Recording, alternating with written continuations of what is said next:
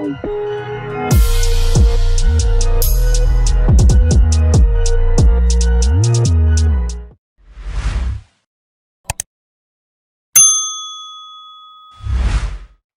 Chaudhry, Pep Talk UK, joined once again by international jet setter, Mr. Alex Krassyuk. How you doing, sir? Hello, Chaz. What's up? I'm good. Alex, last weekend, Sin City, Vegas, baby, Lomachenko, Nakatani. Talk to me about the fight. You know what? You don't see that kind of fights very often. I tell you why.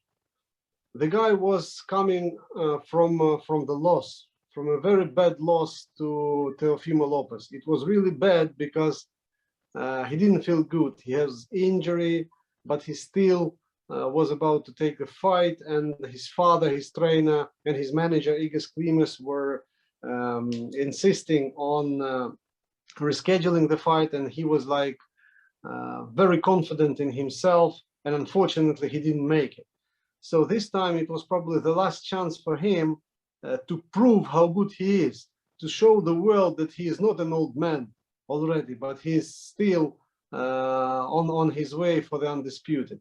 And that's really what happened, because his performance was an extraordinary one. It looked like two men in different dimensions, like one from 3D and the other one from Matrix, from 5 or 6 or 7D, because his speed was extraordinary. His speed was so amazing, and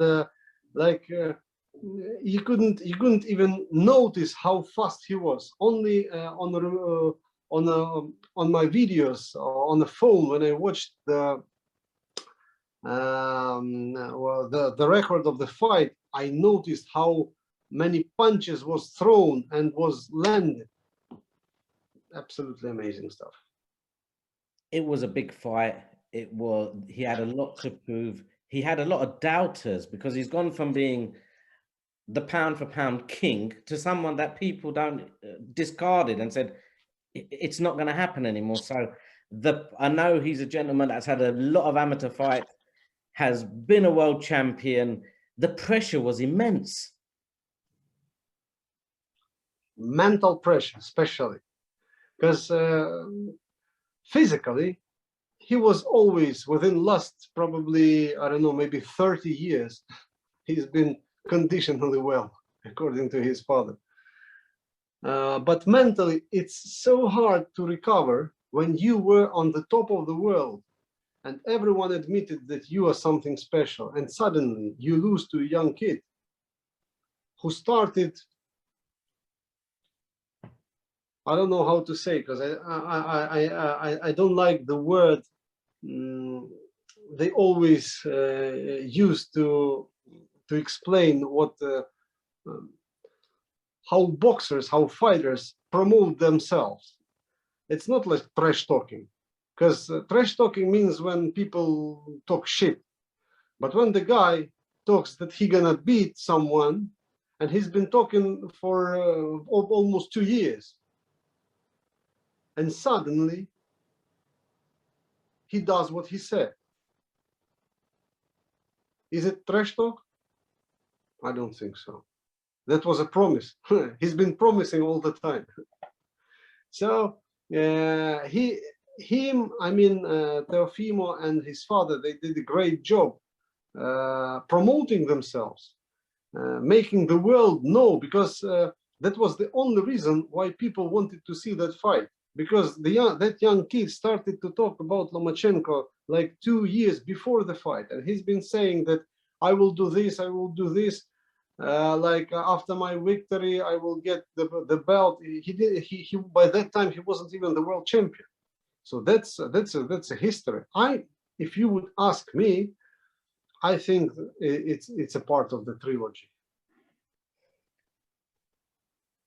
Senior Mr. Lopez was in attendance. Was there any interaction between Loma's camp and Mr. Lopez, or did they stay apart? No, there were a lot of interactions, because his father was running around the ring all the time. Uh, it was probably, it looked like a friendly environment because there were no conflicts, and his father was like cheering for Loma. And as soon as Loma knocked the guy out, he jumped, like started to clap, and he came up to the ring. The security didn't let him go, but he came up to the ring to greet Loma. And after the fight, when they were doing those interviews, he was on the stage, and he's been promising to Igas, to his manager, that the only option Teofimo would have is the option to fight Loma again, but after he beats Kambosos, and that is something something significant. They just don't look at it like it is. I like exciting fights. That rematch obviously will be crucial for both fighters. And don't be surprised when they meet again, there may even be a third fight. That's what I'm saying. It's a part of the trilogy. Exciting times. Now, before we move on to two main events, the football and Mr. Usyk, you have another charge. Mitrofana fighting Right. on the 17th of July, is it? Correct. Tell me about this young man. He's not young, unfortunately. He's not that young. He was the part of the team with Usyk and Loma and Berinchik at the WSB, which was World Series of Boxing. He was the the Olympian, but he didn't make it for the Olympic Games. So I signed him after 2 years he spent in the United States. I just couldn't stand his career was falling apart, because I love that kid, and I love the way he is himself. He was brought up by an orphanage, and his parents died in a car crash when he was just, I don't know, maybe 2 or 3 years old. So he was brought up with his grandparents, and when he was at this special school, he said there were just two ways to go.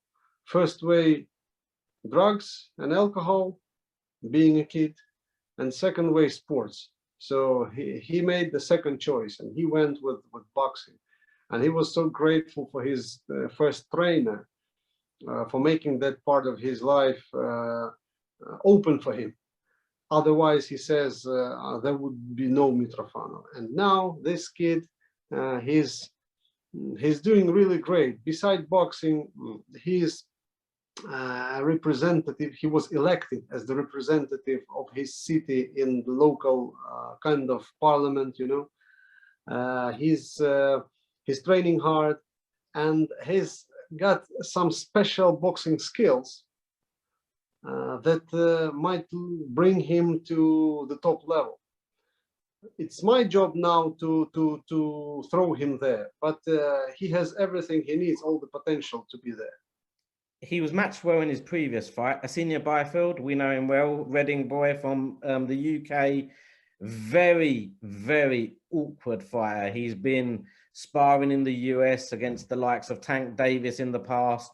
He's on a domestic level a very, very difficult, awkward boxer. So to get the result there was very good going. Yeah, that was like, I can't say it was an easy work, but it was not too complicated. The difference is the boxing skills. That's what makes Ukrainian fighters known throughout the world, the boxing skills that they have received from their amateur career. And as long as there is amateur career, the guy moves in a different manner, the guy throws punches differently, the guy has the tactics that differ from just the guy who suddenly became professional from nowhere. And when you watch the fight of two men, one from Olympics and the other one just from any other sports, who became a professional fighter, professional boxer, without having any background in amateurs, you can see it. You can see it with the fight. And it doesn't mean that the amateur should win. but the techniques, the movements are vivid for everyone. Saturday night, run with me on this one. Saturday night, how about we watch England-Ukraine? Mate, Anthony Joshua fly out from the UK, Usyk fly out from Ukraine, in the Colosseum, Rome. Saturday night, these lot have a dust up in the middle of the Colosseum because the fight needs no promotion. Joshua, Usyk Joshua needs no promotion whatsoever. Watch the football in Rome, walk over to the Colosseum, watch these two gladiators at it. What do you reckon? Yeah, it's a matter of fact, you know, an interesting fact that Ukraine suddenly, for everyone, came through to 1/8 of the championship. And the reason for playoff for Ukraine was Sweden, because Sweden got a brilliant victory. And suddenly we realized that Sweden is our next opponent. And suddenly it happens that Ukraine has to beat Sweden. And now we're meeting England, the youngest, probably the youngest team on European Championship. But Ukraine is not the oldest one. So I can't give any predictions about this game because I'm not a soccer expert at all. All I can say is that that's going to be a thrilling performance. Well, England turned over Germany, first time in a championship since 1966. Raheem Sterling, Harry Kane, the boys came to the party. I am really looking forward to Saturday. Absolutely. That's going to be something really, really extraordinary that never happened before. No, it happened before, but not Ukraine never been in quarterfinals. No, it's a very good achievement. Now, moving on to the main man, Usyk, not Eddie Hearn, of course. Eddie Hearn made an announcement on his Insta that the 25th of September has been locked in, a date, venue. I know we're coming back to the soccer, the football. Tottenham Hotspur Stadium is being muted. Are we any further? Have contracts been signed, or are we still negotiating? You know what? We are about to sign. So we exchanged texts with Eddie when Ukraine went through Sweden, and I said to him, listen, we can't lose this chance to promote our fight. It means that we need to sign everything before Friday night. Today, it's still Thursday, so hopefully we're gonna ink papers by the end of tomorrow. So it's imminent. It's imminent. Well, it's we've got the red lines, all the versions. We've got like 10 already red line versions of our paperwork. Just a couple things to settle, to coordinate, and we're done. You and Alexander Usyk might as well move into England because you're becoming regulars fighting here. Well, his training camp is gonna take place here, so he will move to England closer to the fight. Bob Arum mentioned that Anatoly Lomachenko will be training Usyk. Good move, in my opinion. Can you confirm it? Is that going to be the case? I can't confirm it for 100% because it's always a matter between a fighter and the trainer. So at this stage, I can tell you that Anatoly Lomachenko prepared Alexander Usyk for his undisputed fight, and now it's probably the fight of his life. I mean, for Usyk, it's the part of his, it's the fight of his life. Most likely, because Usyk is now with Loma and with his father in Odessa. He's now. Yesterday I spoke to him, he was there. And he will make his best to make it happen. Because having Anatoly Lomachenko as his head coach in his training camp means that even small chances that Joshua had to win disappear. Well, Joshua's been trying to increase his small chances of winning by sparring cruiserweights. I know he's been spending a time with southpaw cruiserweights, quicker fighters. I was thinking, when Alexander's now going to be sparring, what kind of opponent will he be sparring? Because there's not many Anthony Joshuas out there. You know what? I think Anthony Joshua is making a mistake when he spars cruiserweights, because Usyk is no longer cruiserweight, and his weight gonna be just, I don't know, maybe 4 or 5 kilos lower than AJ's weight. It won't be really significant for the fight. They have just 7 centimeters difference in height. And my prediction is that once those two guys come to face off, the whole world will realize that Usyk is not that small as everyone expected him to be. And that's gonna be a kind of discovery for AJ, because Usyk will look much stronger than he used to think about him. When you mentioned sparrings, you are completely right. There are not too many AJs around, but there are not too many Usyks either. I mean, even he's a southpaw, he's an awkward fighter. Like, his style, I hardly can imagine anybody sparring like Usyk, making his style. It might be some kind of maybe 2-3 sparring partners, but not just one guy who could make it. With AJ, it's a bit different, because he's a tall, strong puncher. He doesn't move a lot. He throws hard punches, that's correct. But his boxing skills and Usyk's boxing skills are different. That's, of course, as we discussed for Mitrofana case, it's the same, because Joshua had just 45 or 47 amateur fights, and he became the European, world, and Olympic champion. And Usyk would have probably around 300 fights, or maybe 400 fights, I don't know.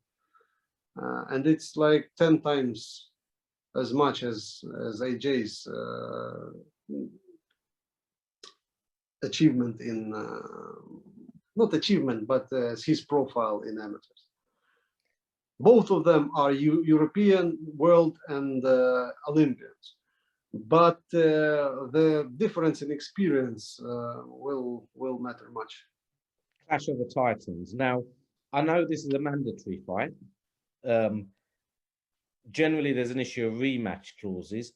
Will there be a rematch clause if Joshua loses, Usyk wins? Will there be a rematch? Or if Usyk loses, Joshua wins, will there be a rematch? How does this fall? We must admit, AJ is a massive star if we compare him with Usyk. Even though it's a mandatory fight, we still easily agreed for the rematch, because Usyk's confidence is higher than the sky. He didn't even discuss the opportunity for, he said, oh, he wants to get beat twice? No problem, I agree. We've seen Alexander, especially with Derek. When are the games going to begin? As soon as we sign the papers, I think the game is gonna start fast. I'm surprised he hasn't said, Eddie, where's your pen? Eddie, get the pen. Eddie, sign the contract.